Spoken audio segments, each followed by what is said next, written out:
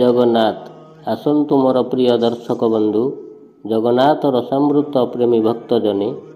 ଆଜି ଆମେ ଆଲୋଚନା କରିବା ଶ୍ରୀଗୁଣ୍ଡିଚା ଓ ବାହୁଡ଼ା ଯାତ୍ରା ସମ୍ବନ୍ଧରେ। ଆଲୋଚନାର ବିଷୟବସ୍ତୁଟି ହେଲା ପୁରୀ ରଥଯାତ୍ରା ପୃଥିବୀରେ ଅଦ୍ୱିତୀୟ। କାରଣ କ'ଣ? କଥାରେ ଅଛି ପରା, 7 ଥର ଯିବୁ ଗଙ୍ଗା, ଥରେ ଯାଇଥିଲେ ଶ୍ରୀକ୍ଷେତ୍ରରେ ଲୋ, ମୁହଁ ପଡ଼ିଯିବ ରଙ୍ଗା। ତାପରେ ଶୁଣିବା କେବେଠାରୁ ମହାପ୍ରଭୁ ଜଗନ୍ନାଥଙ୍କୁ ସୁନା ଅଳଙ୍କାରରେ ସଜ୍ଜିତ କରାଗଲା। ହଁ ଆଜ୍ଞା, ଏବେ ପରା ବିଷୟବସ୍ତୁଟିକୁ ଶୁଣିନେବା।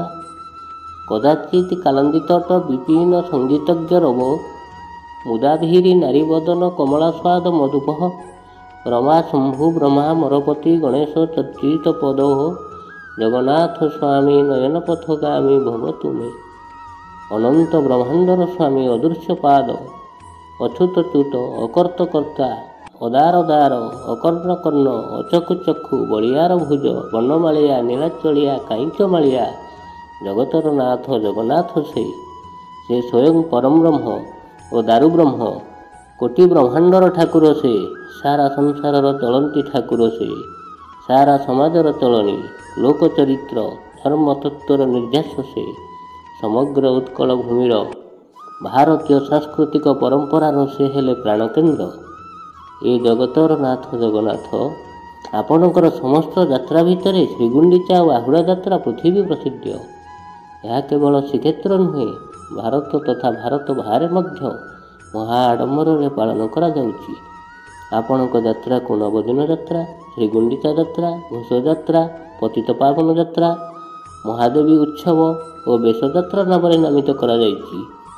ଏହି ରଥଯାତ୍ରା ଅବସରରେ ମହାପ୍ରଭୁ ଶ୍ରୀ ଜଗନ୍ନାଥ ବିଭିନ୍ନ ବେଶ ହୋଇଥାନ୍ତି। 10 ଅବତାର ଅନୁଯାୟୀ ପ୍ରଭୁ ଜଗନ୍ନାଥ ବିଭିନ୍ନ ବେଶ ହୋଇଥାନ୍ତି। କି ବେଶ ହୁଅନ୍ତି?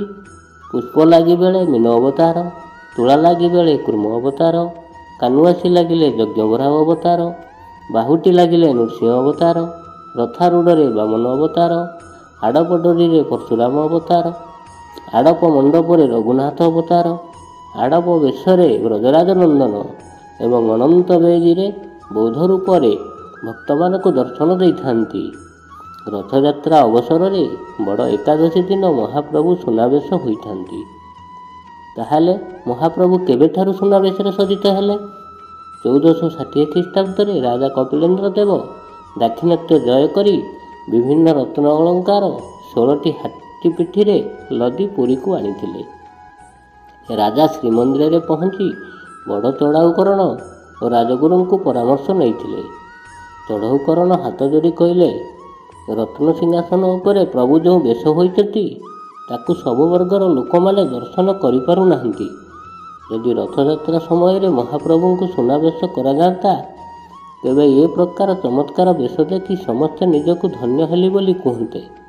ତାଙ୍କରି କଥାକୁ ସମ୍ମାନ ଦେଇ ସେବେଠାରୁ ରଥଯାତ୍ରା ସମୟରେ 138 ପ୍ରକାରର ରତ୍ନ ଓ ସ୍ୱର୍ଣ୍ଣ ଅଳଙ୍କାରରେ ପ୍ରଭୁ ଜଗନ୍ନାଥଙ୍କୁ ଲାଗି କରାଯାଇଛି। ସେ ଅଳଙ୍କାରର ଓଜନ ପ୍ରାୟ 8 କୁଇଣ୍ଟାଲ ହେବ ବୋଲି ଅନୁମାନ କରାଯାଏ। ନବଦିନ ଯାତ୍ରାରେ ପ୍ରଭୁ ମାଉସୀ ମା ଘରେ କେତେ ପ୍ରକାରର ପିଠା ମିଠା ସୁସ୍ୱାଦୁ ଖାଦ୍ୟ ଗ୍ରହଣ କରିଥାନ୍ତି। ଭକ୍ତଙ୍କ ମାୟା ଡୋରିରେ ବାନ୍ଧି ହୋଇ ଶ୍ରୀମନ୍ଦିରକୁ ଫେରିବା କଥା ଭୁଲି ଯାଆନ୍ତି।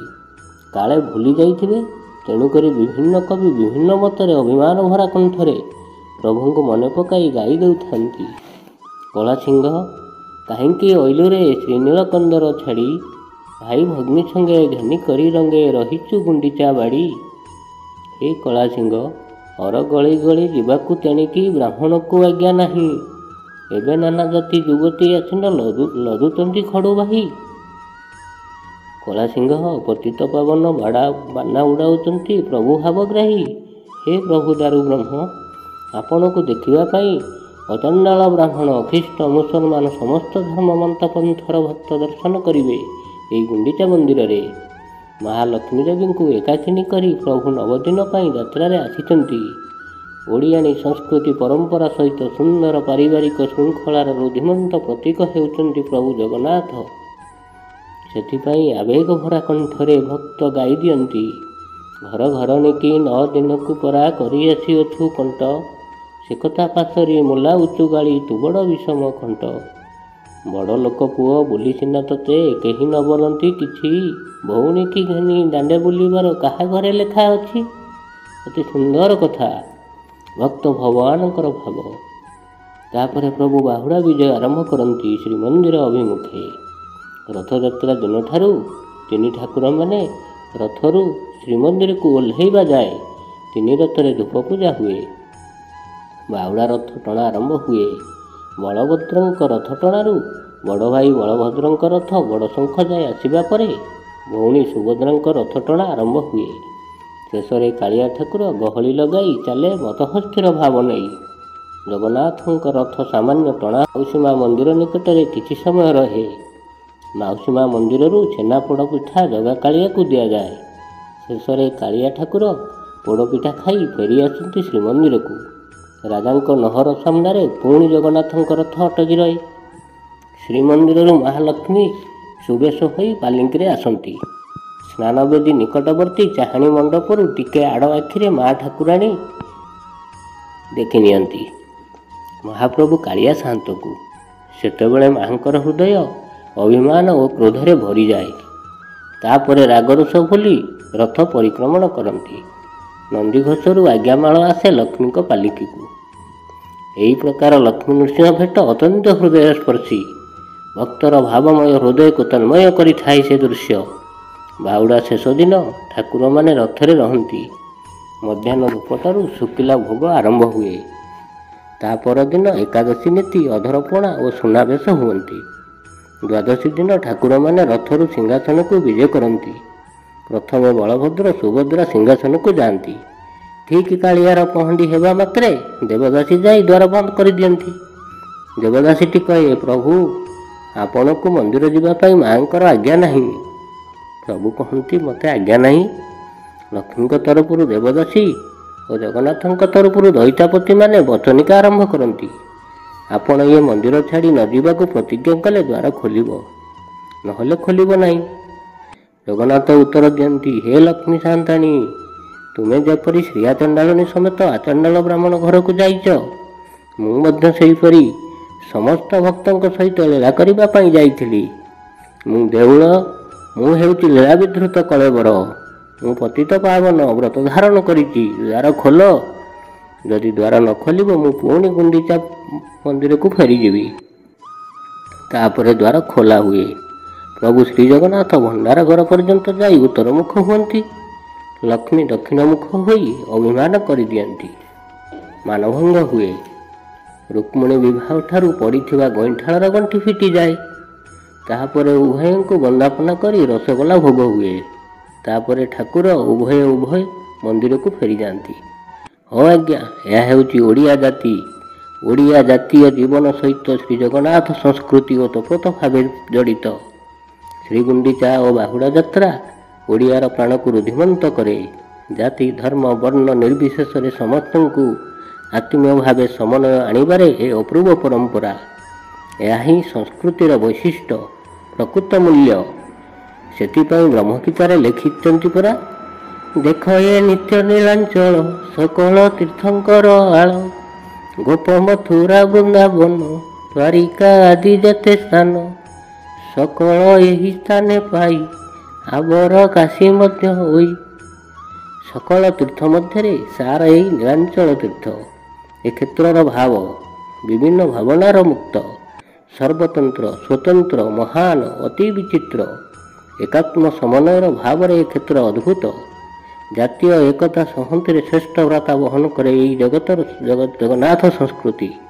ସେହି ଭାବରେ ଭାବବିହ୍ୱଳ ହୋଇ ଭାବ ସମୁଦ୍ରରେ ଭକ୍ତ ବଳରାମ ଦାସ ଲେଖିଦେଲେ, କାହୁଁ ବିହାଇଲୁ କ୍ଷେତ୍ର ତୋହର 14 ଭୁବନ ମଧୁବାହାର, ନାଥ ହେ ତୋ କ୍ଷେତ୍ରେ ସାନ ବଡ଼ ନାହିଁ ବ୍ରାହ୍ମଣ ଚଣ୍ଡାଳ ଦେଶରୀ ଦୁଇ। ସେଥିପାଇଁ ସେ ଜଗତର ନାଥ, ସମଗ୍ର ମାନବ ସମାଜର ଆରାଧ୍ୟ। ସେଥିଯୋଗୁଁ ତୁମେ ବଡ଼ ଠାକୁର, ତୁମର ଦେଉଳ ବଡ଼ ଦେଉଳ, ତୁମର ଦାଣ୍ଡ ବଡ଼ ଦାଣ୍ଡ, ତୁମର ଯାତ୍ରା ବଡ଼ ଯାତ୍ରା, ତୁମର ମଠ ବଡ଼ ମଠ, ତୁମର ଛତା ବଡ଼ ଛତା, ତୁମ ପ୍ରସାଦ ମହାପ୍ରସାଦ, ତୁମ ସମୁଦ୍ର ମହୋଦଧି, ତୁମ ଶ୍ମଶାନ ସ୍ୱର୍ଗଦ୍ୱାର। ତୁମ କ୍ଷେତ୍ରରେ ମାଟି, ପାଣି, ପବନରେ, ଅଣୁ ପରମାଣୁରେ ଶ୍ରୀ ଜଗନ୍ନାଥଙ୍କର ତତ୍ତ୍ୱ ସନ୍ନିବେଶିତ। ସେ କ୍ଷେତ୍ର ପୁଣ୍ୟ ହିଁ ପୁଣ୍ୟ। ପାପ କରିଥିଲେ ବି ପୁଣ୍ୟ। ତୁମେ ପ୍ରଭୁ ଏ ସଂସାରରେ ଧନ୍ୟ। ଏକମାତ୍ର ତୁମେ ଚଳନ୍ତି ଦେବତା। ଯେତେବେଳେ ଆଚାର୍ଯ୍ୟ ଶଙ୍କରାଚାର୍ଯ୍ୟ ପୁରୀ ଜଗନ୍ନାଥ ଦର୍ଶନ କଲେ, ଭାବ ଗଦଗଦ ହୋଇ ଗାଇ ପକାଇଲେ, ଆହେ ଦୀନନାଥଂ ନେହି ତମ ଚଳଂ ନିଶ୍ଚିତ ପଦମ, ଜଗନ୍ନାଥ ସ୍ୱାମୀ ନୟନ ପଥଗାମୀ ଭବ ତୁମେ। ଶଙ୍କରାଚାର୍ଯ୍ୟ କହିଲେ, ଉତ୍କଳର ପୁରପଲ୍ଲୀରୁ ନଗର ପର୍ଯ୍ୟନ୍ତ ସମସ୍ତଙ୍କର ଆକର୍ଷଣ ଏଇ ଶ୍ରୀକ୍ଷେତ୍ର। ତେଣୁ ଜଣେ ଓଡ଼ିଆ ଭକ୍ତ ଆଉ ଜଣେ ଓଡ଼ିଆଙ୍କୁ କହେ, ରଥଯାତ୍ରା ହେଲାଣି ତୁ ଯିବୁନି କି?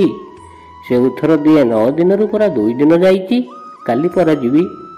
ସେ ଭକ୍ତ ଜଣକ କହେ, ଆରେ 7 ଥର ଯିବୁ ଗଙ୍ଗା, ଥରେ ଯାଇଥିଲେ ଶ୍ରୀକ୍ଷେତ୍ର ଲୋ, ମୁହଁ ପଡ଼ିଯିବ ରଙ୍ଗା।